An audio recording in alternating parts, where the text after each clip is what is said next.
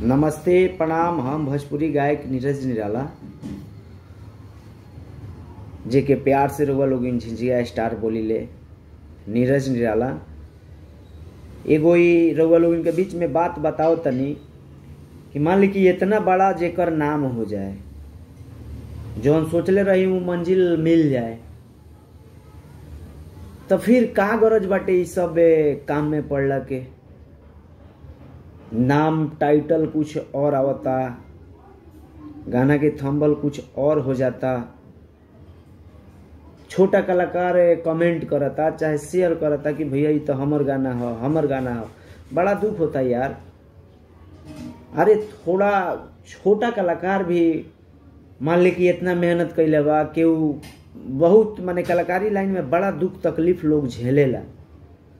इतना दुख झेल के केहू थोड़ा सा एगो गाना केहू के हिट होखेला, ओकरा के अगर केहू उठा के गा देवे, केहू चुरा के गा देवे, तो ऐसे का माने और भी अब उसे का चाहे जी रउआ। मतलब जब उतना सब कुछ हो गल तो कम से कम छोटू कलाकार के टाइम दी ना, कि जीवन भर मतलब एक छत्र राज राउरे रही ना, केहू के चलल बा ना केहू के चली, समय के फेर विनाश काले विपरीत बुद्धि। तो हमारा कहे के मतलब है कि भोजपुरी इंडस्ट्री के जितना भी सीनियर कलाकार, सिंगर, एक्टर सब लोग बा, सब लोग के आदर हे दिल में बा, लेकिन थोड़ा सा अपनहू के विचार होखे के चाहिए।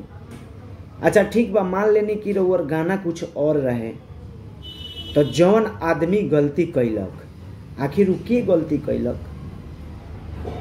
जे गाना कुछ और बा और 2-4 घंटा पहले अगर पोस्टर डलाइल, फिर काहे डलाई? फिर उहे ना मुँह के काहे ना पोस्टर बनल, उहे बन जाइत तो इतना विवाद तो खड़ा ना होइत ना। मान ली नीरज निराला के कुछ अलग दर्शक बा, राउर अलग बाटे, पवन भैया के अलग बाटे, रवि भैया के अलग बाटे, दिनेश भैया के अलग बाटे, मनोज तिवारी जी के अलग बावे, सब सिंगर जितना बड़का बड़का, प्रमोद भैया के अलग बाटे, गुंजन सिंह के अलग बावे, अंकुश राजा के अलग बावे, सब लोग के अलग अलग फैंस बा अपन। तो जौन गाना रउआ गौले बानी वही से रिलेटिव नाम रखती, टाइटल रखती। का जरूरत रहे गाना कुछ और बा टाइटल कुछ और रख दी?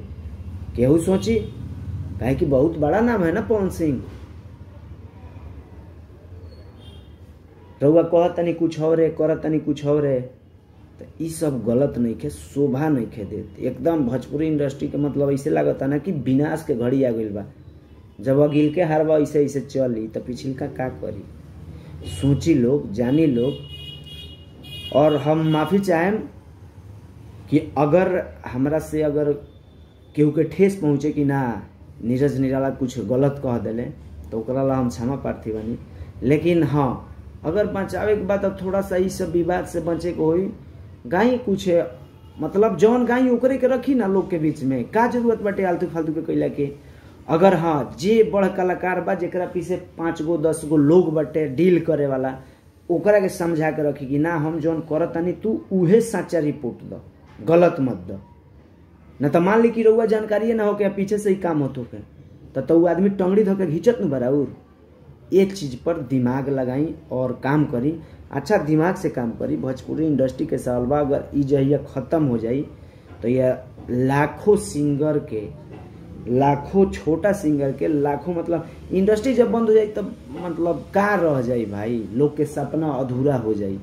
तो कम से कम इतना लोग के सपना के जे सजौले बटे कि ना हमरा ये लाइन में नाम कमाए के बाद सब कुछ करे के बा, कम से कम ओकरा मान प्रतिष्ठा के ख्याल रखी।